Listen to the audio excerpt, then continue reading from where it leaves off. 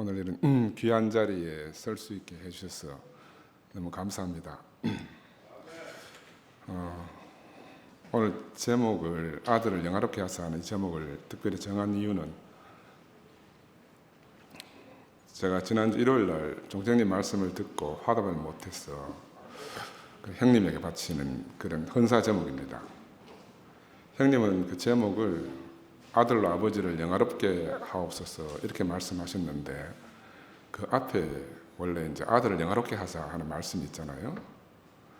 그래서 영화롭게 한다는 것이 무엇인가? 우리가 그냥 일상적으로 생각하는 영화하고 성경이 말하는 영화하고는 아마 전혀 다르다고 생각이 듭니다. 그래서 그걸 구체적으로 종천 형님을 보면서 더 깊이 알아지고요. 형님은 스스로 자신을 높일 수 없는 사람이잖아요. 그래서 제가 형님 대신 형님이 일부러 빠뜨린 것 같은 이 영화로운 아들에게 제가 이 제목을 바치고 싶다 하는 생각이 들었어요. 형님의 일생이 이 말씀 안에 다 들어있는 것 같습니다. 아들을 영화롭게 하사 아들로 아버지를 영화롭게 하옵소서.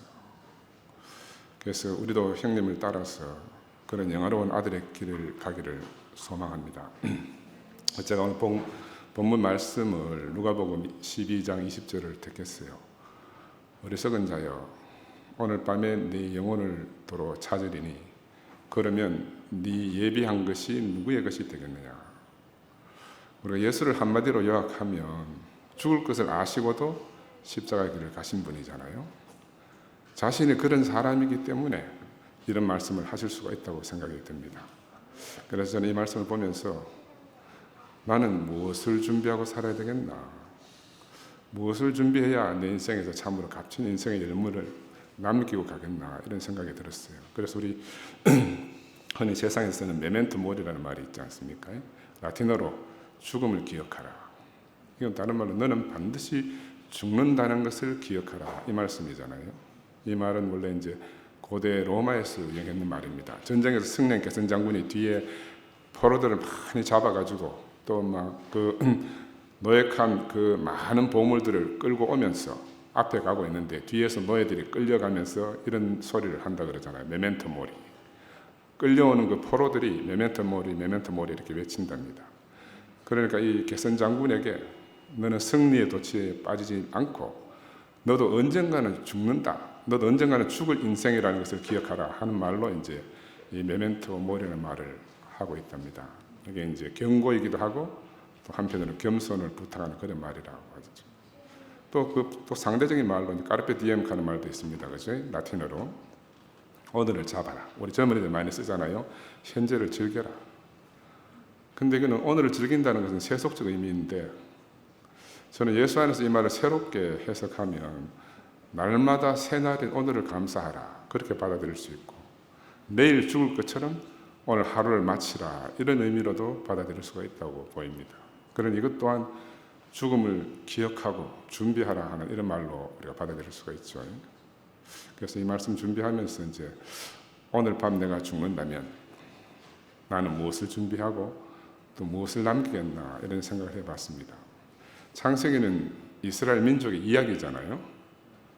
그래서 저는 오늘 말씀 준비하면서 나도 오늘 내 창세기를 내 사랑하는 아내 우리 봉순 자매하고 오늘 특별히 우리 여기 함께 참석한 우리 아들 부부하고 또 우리 앞에 있는 손자 지우 그리고 병원 때문에 같이 못한 명훈이 그리고 오늘 여기 함께 참석해 주신 우리 형제 자매 여러분과 함께 나누고 싶어서 이런 말씀을 준비를 했습니다. 우리 명수가 다음 주 목요일 되면 이제 분가에서 떨어져 나가게 됩니다. 그래서 오늘 목요 모임이 제가 명수하고 예린을 특별히 초대를 했어요. 집에서 이제 방송을 들을 우리 사랑하는 아내와 우리 명수, 명훈이, 예린이, 지우 모두에게 제가 내게 가족으로 찾아와서 내게 넘치는 기쁨과 행복을 이렇게 한없이 누리게 해준 것에 대해서 내가 이 자리를 빌려서 정말 감사하다는 말을 꼭 하고 싶었습니다. 그리고 또 이렇게 이제 늦은 밤 목요 모임에 오셔가지고 내 마지막 말을 들어주실 여러분 한 분 한 분에게 정말 감사를 드립니다. 집에서 방송으로도 보시는 우리 형제 자매들에게도 특별히 감사를 드리고 오늘 아까 광수가 바쁜 일정이 있음에도 불구하고 일부러 나와서 이렇게 또 연주해주고 또 우리 일순 우리 순원들이 또 저를 위해서 이렇게 찬양을 해주셨어요. 너무 감사해요. 예수를 알아가면 알아갈수록 정말 감사만 남는 것입니다. 저는 정말 원망스러운 세계 속에 살았었거든요. 그 원망스러운 세계에서 모든 것이 감사 이런 세계로 옮겨주셨어. 예수는 우리를 그런 자리로 옮겨주기 위해서 우리 앞에서 십자가를 지고 가셨지 않습니까? 그죠? 그래서 한편으로 예수는 세상에서 가장 억울하게 죽은 사람일 것 같아요. 그렇지만 그는 자신의 죽음을 통해서 정말 사람을 사랑한다는 것이 무엇인지를 우리 앞에서 보여주고 간 사람입니다. 그래서 저는 현실로 이렇게 돌아와서 생각해 보면 우리 아버지, 어머니는 내게 무엇을 남겨주셨는가 생각해 봤어요. 내가 이렇게 감사한 인생으로 살게 된 것은 전적으로 우리 부모님과 또 돌아가신 우리 이엘리 목사님의 은혜로 말미암았습니다. 여러분, 우리 어머니는 보시고 아시는 분이 거의 대부분이시겠지만 제게도 아버지가 계셨습니다. 제가 아버지 이야기를 거의 안 했잖아요. 그래서 오늘은 특별히 이제 아버지에 대해서 좀 말씀을 드리려고 해요. 우리 아버지 김선호님은 나를 영원한 아버지 하나님께로 인도하는 되게 인도자였습니다. 이 아브라함이 자기 아버지 데라를 따라서 갈대우리를 떠나가지고 하란까지 갔잖아요. 나도 마찬가지로 우리 아버지를 통해서 세상에서 교회로 옮기는 그 첫걸음을 했습니다. 그래서 오늘 교회 앞에서 하나님 앞에서 구체적으로 아버지에 대해서 감사함을 표현하고 싶더라고요. 저는 이런 날이 내 인생에 오리라고 한 번도 생각을 못했어요. 그래서 언제 또다시 이런 기회가 올지 모르기 때문에 우리 아들 내외와 손자가 있는 자리에서 특별히 할아버지에 대해서 이야기를 해주고 싶어요. 우리 아버지는 초등학교 4학년, 제가 초등학교 4학년 봄에 돌아가셨습니다. 그리고 이제 제가 초등학교 4학년 봄에 돌아가셨으니까 그보다 제가 더 어릴 때 제게 유언을 하셨어요. 뭐라고 하셨는가 하면, 상근아, 내가 죽거든 네 엄마가 살기가 힘들어서 혹시 다른 데 시집 가더라도 원망하지 말고, 혹시 너가 삼형제가 고아원에 흩어져 살더라도 네가 꼭 상도하고 상구를 챙겨서 잘 돌봐라, 이렇게 하셨거든요. 또 나중에는 또 공부할 형편이, 둘이 같이 공부할 형편이 안 되면 상도만이라도 공부시켜라, 이런 말씀도 하셨습니다. 그래서 저는 이게 내게 부탁한 아버지의 유언이기 때문에 제가 초등학교 졸업하고 대구를 떠나서 전주의 안경점에 취직하러 갔었습니다. 그때는 월급 없이 먹고 자고 아침 6시에 일어나서 밤 10시까지 일하는 그런 곳이었어요. 이제 그때를 이렇게 생각해 보면서 우리 아버지를 생각해 보니까 예수가 죽기 전에 요한에게 자기 어머니를 부탁했잖아요. 우리 아버지도 저한테 그렇게 부탁하신 것 같더라고요. 비슷하다는 생각이 들고, 예수는 십자가로 가기 전에 홀로 남은 자기 어머니 마리아가 얼마나 눈에 밟히지 않았겠습니까? 그죠? 아마 우리 아버지도 나와 내 동생들이 눈에 밟혔을 것 같다는 생각이 들어요. 결혼해서 평생 우리 어머니를 애먹였거든요. 그러니까 우리 어머니에게는 어떤 말도 못하고 어린 제게 이제 동생들을 부탁하고 가신 거죠. 근데 나는 이 두 동생들이 교회 안에 와가지고 행복하게 산 것이 정말 아버지 유언을 다 성취한 것으로 생각이 들어요. 그래서 정말 그리스도와 교회가 너무너무 감사해요. 왜냐하면 내가 할 수 없는 일을 교회가 다 해줬습니다. 먼저 간 상구하고 우리 어머니 두 사람 다 여한 없이 마지막을 교회 안에서 정말 감사하며 살다가 가셨거든요. 그러니 어떤 말로 말하면 제게는 교회가 나의 모든 것이라고 할 수가 있습니다. 그래서 우리 아들들과 우리 며느리 그리고 우리 지우가 이 말을 저는 깊이 새겨줬으면 좋겠어요. 특별히 오늘 우리 아버지에 대해서 말씀을 드리자면, 나를 낳아주실 뿐만이 아니고 나를 교회로 인도해 준 분이에요. 폐결핵으로 시립병원과 집을 전전하시던 그 몸으로 마지막에는 이제 매일마다 각혈을 쏟아냈기 때문에 자신의 몸을 가눌 수 없는 그런 지경이 됐어요. 그렇지만 자신이 할 수 있었던 그 마지막 힘을 다 해가지고 최선으로 밤에 상도하고 저를 공부시키면서 전적으로 저희들에게 이렇게 자기의 남은 에너지를 다 쏟아주셨죠. 그리고 우리 아버지는 어릴 때 처음 내 손을 잡고 비산동 교회에 데려다 준 바로 그 아버지의 천적인 사랑과 은혜 때문에 지금 제가 있다는 생각이 들고, 특별히 새삼 더 감사한 마음이 들어요. 우리 아버지는 제가 공부에 전념하도록 지도해 주셨기 때문에 제가 지금 이렇게 의사가 되었잖아요. 또 교회로 인도해 주셨기 때문에 나하고 우리 가족이 정말 예수의 세계를 누리며 이제 감사뿐인 인생으로 이렇게 살게 해주셨습니다. 그러니 우리 아버지는 비록 40이라는 짧은 인생을 사셨어요. 그렇지만 아들을 위해서 할 수 있는 것을 다 하고 가셨습니다. 지금 우리 명수 나이 때에 돌아가신 거거든요. 나는 이 대목에서 늘 이제 아까 말씀드린 대로 아브라함을 하란까지 데리고 갔던 그 아버지 데라가 너무너무 깊이 상고가 돼요. 그 당시에는 아버지가 날 동네 교회에 데려다 준 것이 이게 얼마나 큰 은혜인지 전혀 몰랐습니다. 단지 좀 더 예수 잘 믿고 착하게 살고 복받은 사람이 되라 하는 의미 이상으로 제가 생각하지를 못했습니다. 그러나 그때 처음 교회로 내디딘 그 첫 한 발자국이 지금 생각해 보면은 그 달 표면에 처음 인간의 발자국을 남긴 닐 암스트롱의 발자국 의미 이상으로 제 인생에 그렇게 큰 걸음이 됐습니다. 그 당시는 이렇게 나를 전혀 다른 세계 안으로, 생각지 못한 세계 안으로 감사와 찬양이 넘치는 이런 예수의 세계로 옮겨진 거라고는 전혀 깨닫지 못했어요. 우리 아버지 마지막 밤은 폐결핵이라는 병든 몸으로 숨도 겨우 쉬시면서 자신이 할 수 있던 가장 기쁜 일, 즐거운 일을 하셨습니다. 바로 까르페 디엠, 이걸 몸소 실천하신 거죠. 당신이 당시 할 수 있던 최선이고 가장 행복한 일은 상도하고 나를 붙잡아서 그 조그마한 밥상에 앉혀놓고 밤 12시 가까이까지 공부시키는 것이거든요. 당신이 하실 수 있는 그거 말고는 없기 때문에 마지막까지 그 일을 하셨습니다. 저는 요즘 이제 아들 키울 때는 바빠서 정신이 없어가지고 잘 몰랐는데 우리 지우 손자가 커가는 것을 지켜보면 그때 우리 아버지 마음이 지금 알아져요. 우리 아버지가 나를 볼 때 어떤 마음이었겠는가. 그날 밤이 지나면 이제 당신이 숨이 멎을 줄도 모르시고 자신의 최선을 다해서 마지막 은혜를 우리에게 부어주셨습니다. 그때 뭐 공부 이제 잠자기 직전에 멀리 동네 골목에서 이제 딸기 장사가 딸기 팔러 다녔어요. 딸기사리와 딸기사리요. 그러니까 아버지가 저에게 상관을 내일 해 뜨면 우리 딸기 사 먹자 이렇게 하시더니 그 내일이 영원히 오지 못한 거예요. 그 내일을 영원히 못 보시고 가신 거죠. 그래서 난 봄에 딸기철이 되면 늘 아버지가 생각이 나요. 근데 우리 저 손자 지우가 딸기를 너무너무 잘 먹어요. 참 신기하다는 생각이 들어요. 그런데 이제 이 장면이 제 인생의 밤이 시작되는 장면입니다. 죽음이 무엇인지, 인생이 무엇인지 전혀 알지도 못한 상태에서 그렇게 내 육신의 생명의 근원인 아버지가 하루아침에 사라지신 거죠.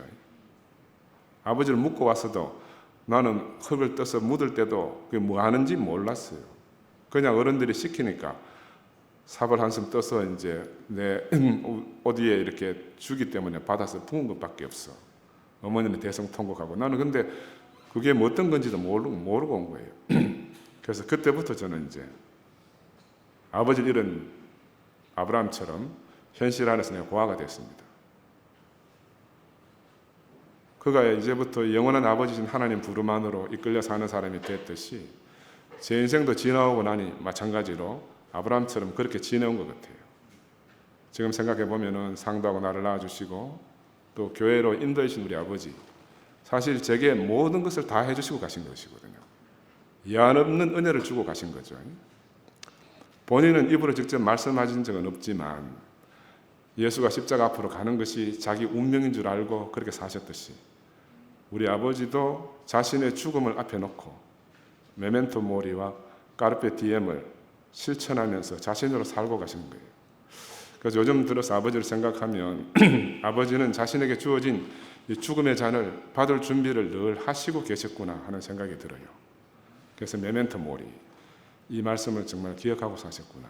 오늘 밤에 네 영혼을 데려가면 하는 이 말씀을 그렇게 기억하시면서 하루하루를 사셨겠구나 하는 게 생각이 듭니다. 그리고 이런 분이 내 아버지셨구나. 난 그때 어려서 잘 몰랐어요. 십자가 죽음 앞으로 한 발 한 발 끌려가는 이 예수의 운명을 우리 아버지는 자기 운명으로 그렇게 사셨구나. 겟세마네에서 피땀 흘려 기도하면서 제자들에게 함께 기도하자 예수가 그렇게 하셨어요. 예수가 말하는 죽음이 도대체 뭔지 모르는 그 제자들처럼 죽음이 뭔지 모르는 내 고사리 같은 손을 붙잡고 우리 아버지는 그렇게 유언을 하시면서 가셨잖아요. 그런데 60년의 세월이 흘러도 그것이 너무너무 제게 또렷이 기억이 나는 거라. 아마 예수의 제자들도 예수가 살았을 때는 예수의 말을 다 이해를 못했잖아요. 그런데 세월이 흐르고 그들이 예수에 대한 인식이 깊어지면 깊어질수록 그들의 인생 깊숙이 새겨진 그분의 말씀이 얼마나 더 깊이 그렇게 다가왔겠나 하는 생각이 듭니다. 나는 이것을 그들이 부활이라고 했을 거라 그런 생각을 제 나름대로 해봐요. 그래서 제가 살아있는 동안에 내 아버지는 내 안에 사시는 거죠. 하나님도 마찬가지입니다. 그래서 하나님은 내게 대해서 산자의 하나님으로 그렇게 사시는 거죠. 우리 아버지가 내게 늘 부활하셔서 사시듯이 예수의 아버지 하나님의 존재도 내 안에 우리 안에 그렇게 살아계신 겁니다. 저는 우리 아버지 또 우리 어머니 모습을 제가 거울을 아침에 보면 그 안에 아버지도 있고 어머니도 있어요. 또 상도를 봐도 상도 안에도 있고 내 아들 명수를 봐도 명훈이를 봐도 거기서 아버지가 있어요. 우리 손자 지우하고 명수가 함께 노는 그 삶을 부자의 삶을 이렇게 지켜보면서도 저는 아버지를 만나요.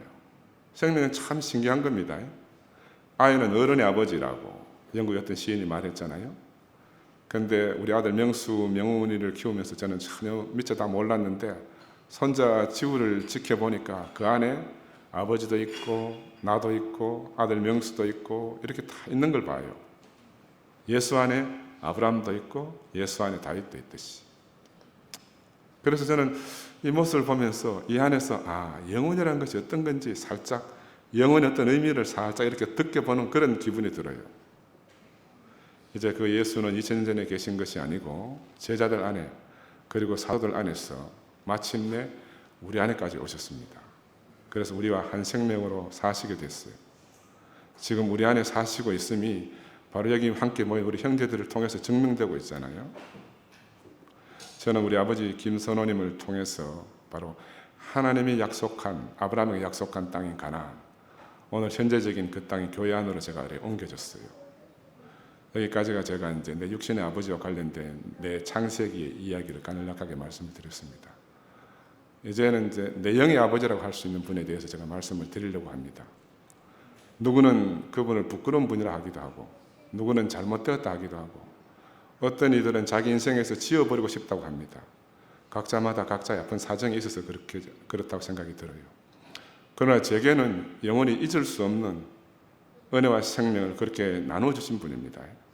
물에 빠진 나하고 내 가족을 손을 직접 뻗어서 건져내 주신 분이에요.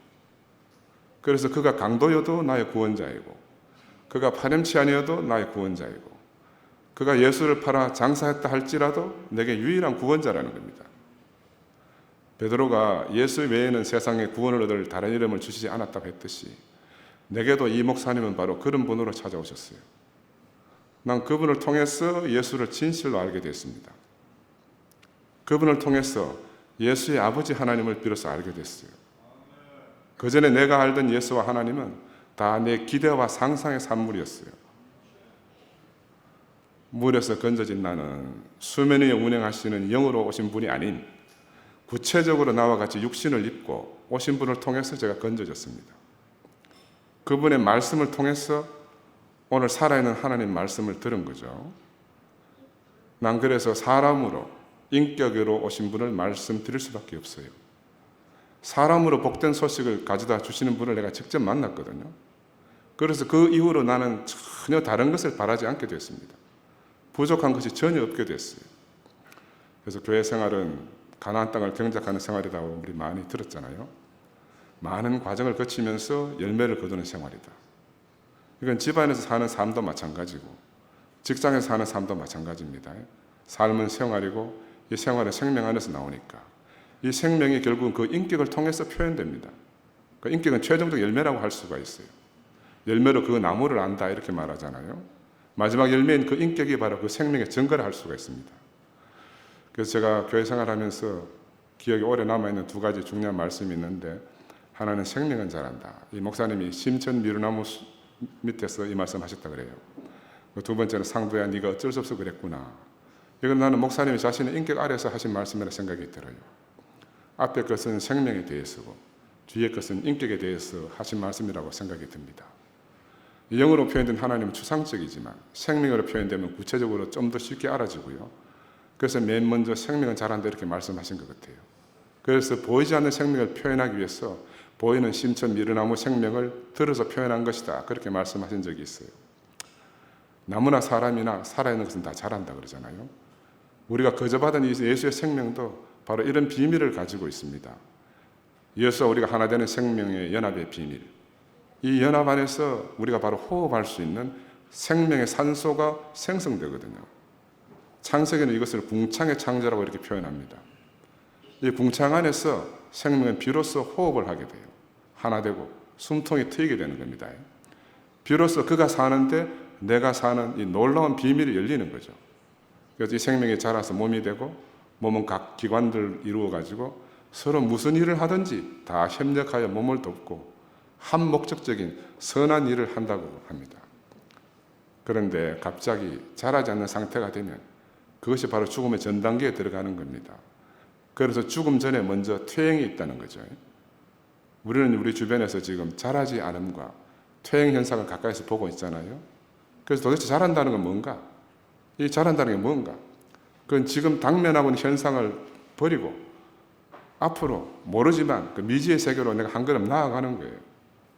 나무의 가지 끝이 끊임없이 중력을 이기고 중력을 거슬러서 하늘을 향해 자라나가잖아요. 그것이 바로 자라나는 것입니다. 생명나무라는 것은 그렇게 끝이 열린 채 자라나는 거예요. 가지 끝에 열리는 열매가 어떤 모습일지 우리는 다 알 수가 없어요. 생명의 무한 능력이 어떻게 나타날지 우리가 지켜볼 수밖에 없잖아요. 문제는 이 지켜본다는 것이 이 천연적인 아담의 생명 안에서는 너무 어렵습니다. 죽음 안에 있지 않은 이 생명으로는 기다림이 불가능한 거죠. 9번 참았다가 10번째는 대폭발을 하는 것을 저도 경험했고 여러분도 다 경험하지 않습니까? 그죠? 그렇지만 성경은 그래서 어떤 정답을 제시하는 것이 아니라고 생각이 들어요. 플라톤의 영향을 많이 받은 이 기독교는 늘 정답을 제시하려고 합니다. 정답은 옳은 거 맞아요. 그런데 정답이 있으면 반대편에 항상 틀린 답이 존재하는 거라. 그러니까 분열이 일어나지 않을 수가 없어요. 하나 될 방법이 없습니다. 정답을 찾은 사람은요, 남에게도 정답을 강요하거든요. 우리가 그동안 왜 행복했습니까? 왜 최종적 사회 이상을 제시하는 교회 생활이라고 했습니까? 각자가 다 각자 나름대로 해답을 얻으면서 살았기 때문이에요. 그런데 해답을 가지고도 우리가 어느 누구도 불만족 없이 살았어요. 그런데 어느 날 정답이 생긴 겁니다. 정답 때문에 다 이런 일이 벌어졌어요. 그래서 우리는 성경을 통해서 각자에게 알맞은 해답을 찾아가는 것이지 정답을 찾는 것은 아니라고 저는 생각이 듭니다. 그래서 우리는 옳고 그름 이전에 먼저 몸의 반응을 통해서 이 자리로 옮겨진 겁니다. 옮겨지고 난 다음에 내가 왜 여기 왔지 하고 우리가 반응하는 거예요. 형제 여러분 그렇지 않습니까? 저는 오늘 여기 왔어요. 와서 보니까 내가 왜 여기 왔지 생각을 하게 된 겁니다. 몸이 반응이 먼저예요. 생각보다 몸이 먼저고 개인보다 교회가 먼저예요. 그리스도가 이미 오셨기 때문에 우리는 단체적인 몸으로 부름받은 겁니다. 그런데 아직도 그리스도가 먼저라는 것은 이성적 생각 안에서 그래요. 생각 안에서만 그리스도가 먼저지 실제는 우리는 다 몸으로 부름받은 거라. 예수가 오지 않았다면 모르지만 이미 예수가 오셨기 때문에 그는 이미 우리의 머리라, 교회의 머리이기 때문에 교회 안에서마저 그리스도가 먼저라고 하는 것은 이거 단지 생각인 거예요. 그래서 우리는 그의 몸의 생활을 하는 겁니다. 우리는 몸의 생활을 하기 위해서 부름받아 온 거예요. 그래야 안식일 병자를 고치는 것도 이해할 수가 있지 않아요. 그죠? 안식일에 병자를 고친다는 게 몸이기 때문에 안식일보다 그 법보다가 더 중요한 몸이기 때문에 예수는 이런 일을 한 거죠. 그래서 우리가 매주 마주치는 실제는 몸입니다. 몸을 통해서 우리가 그리스도를 인식해 가는 거죠. 거꾸로가 아닙니다. 그런데 이 몸 안에는 정답이 없어요. 몸은 몸 안에서 스스로의 해답을 찾아갑니다. 몸의 안녕을 위해서 몸이 살기 위한 해답을 찾아가는 거예요. 그리고 우리가 몸 안에 있는 것이 해답 안에 있는 거예요. 그러나 정답이 있는 세계에서는 바로 옳고 그름의 원리가 작동하잖아요. 그죠? 우리 지금 우리 지우도 얘기했지만 아이를 키워보면 우리가 당연히 알아지는 비밀입니다. 옳고 그름의 원리 안에서 찾는 정답은 생명을 자라게 할 수도 없고 살릴 수도 없어요.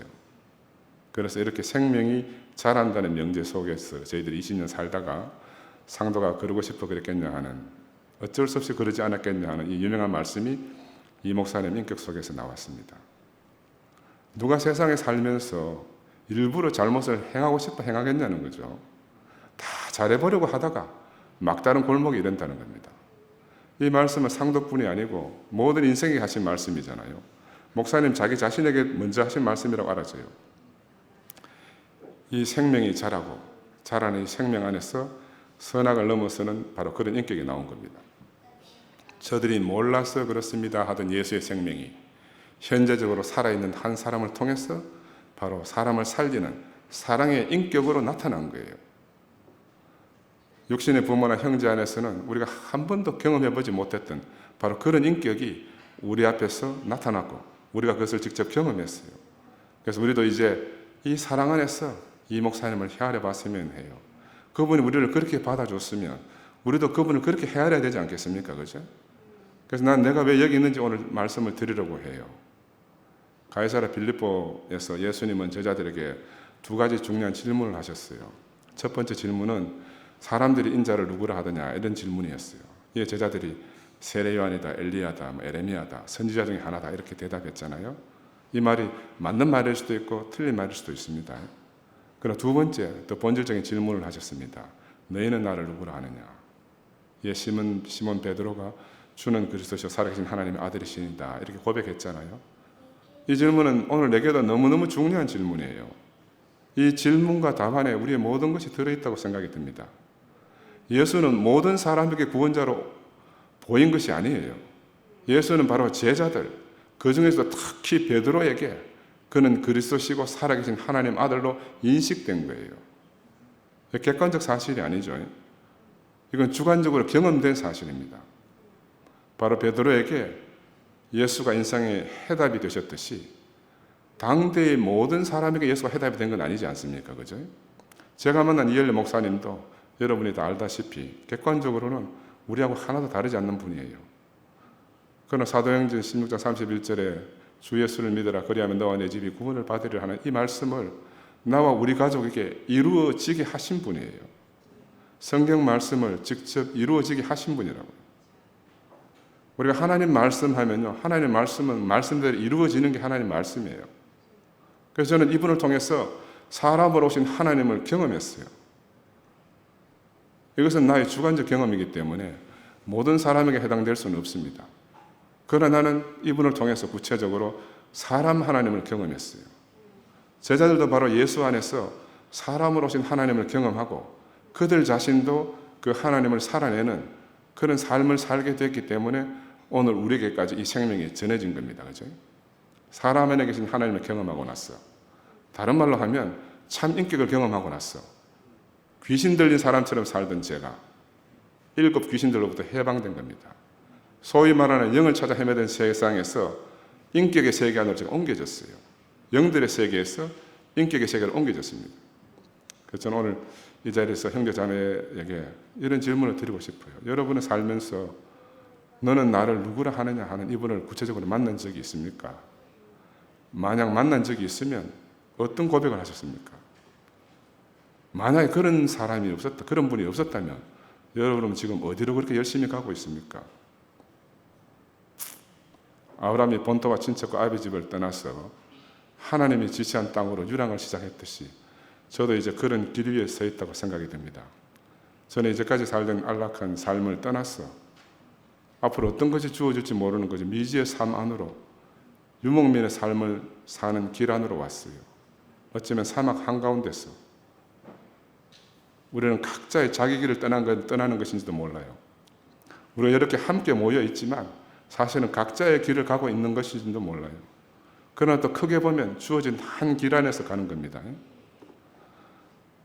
무엇 하나 붙잡을 것이 없이 익숙한 곳으로부터 떠나가지고 하나님 지시한 땅으로 가는 삶을 사는데 이상하게 전에 모르던 평화가 있어요. 전에 없던 기쁨이 있습니다. 영광의 부르심이 제 눈앞에 보여요. 저는 예수는 어떤 분인가? 코페르니쿠스가 지동서를 처음 발견했듯이 예수는 히브리 성서 안에 숨겨진 하나님의 모양과 하나님의 형상으로 지어진 그 참 사람이 무엇을 의미하는지를 깊이 발견한 사람 같아요. 그래서 그는 자신의 생명의 원천이 바로 이 하나님이시구나. 자신의 생명의 원천으로서 하나님의 존재를 육신의 생명의 원천인 아버지라고 부르듯이 그렇게 아버지라고 부르지 않았겠나 하는 게 제 생각이에요. 그런데 육신의 생명의 원천인 육신의 아버지와 같은 개념으로 사람들은 예수 말을 들었잖아요. 그러고 나니까 그 아버지와 그 아들은 한 생명이니까 지가 하나님 아들이라고 하고 하나님이라고 하는구나 이렇게 오해하게 된 겁니다. 이게 바로 우리가 사용하는 언어의 한계예요. 말로 표현되고 글로 표현되어진 것은요, 그 내용을 다 담을 수가 없어요. 예수는 진실되게 자기 자신을 나타내고 살았다. 저는 그렇게 생각이 듭니다. 아버지가 일하시니까 나도 일한다. 내가 아버지 안에 있고 아버지가 내 안에 있다. 이 말은 육신의 아버지를 두고 말해도 전혀 걸림이 없는 말입니다. 그러나 생명의 근원인 하나님을 두고 말해도 전혀 걸림이 없는 말이에요. 예수 자신은 그 생명을 자신 안에서 진실되게 살아낸 사람이잖아요. 그는 십자가에서뿐만이 아니고 일상적인 삶 안에서도 우리 삶의 본이고 우리의 원형이었습니다. 우리는 이제 그 사람을 따라서 인생이라는 여행을 시작하는 거잖아요. 지동설이 지금처럼 보편화되기 위해서는 많은 세월과 많은 지식이 필요했었습니다. 이제 이 참사람 예수도 그동안 예수 위에 덧칠해졌던 많은 것을 벗겨내고 본 모습을 찾을 때가 왔다고 생각이 들어요. 그런 면에서 우리 예일래 목사님이 정말 중요한 많은 일들을 하고 가셨다고 저는 생각이 듭니다. 아브라함이 아버지를 잃고 영광의 부르심의 소망을 안고 하나님 지시할 곳으로 가듯이 저는 제 안에 심겨진 이 예수 생명의 이 인격의 나침판의 인도함을 따라서 이제 여호와 이레 하나님이 보여주셔야만 알게 되는 그 땅 모리아로 제가 한 발 한 발 옮겨갈 겁니다. 우린 그 산에서 이제 우리 자신을 제물로 드려야 되잖아요. 그 안에서 우리를 창조하신 분에게 우리가 영광의 찬송을 부를 겁니다. 이게 제 영원한 꿈이고 소망이에요.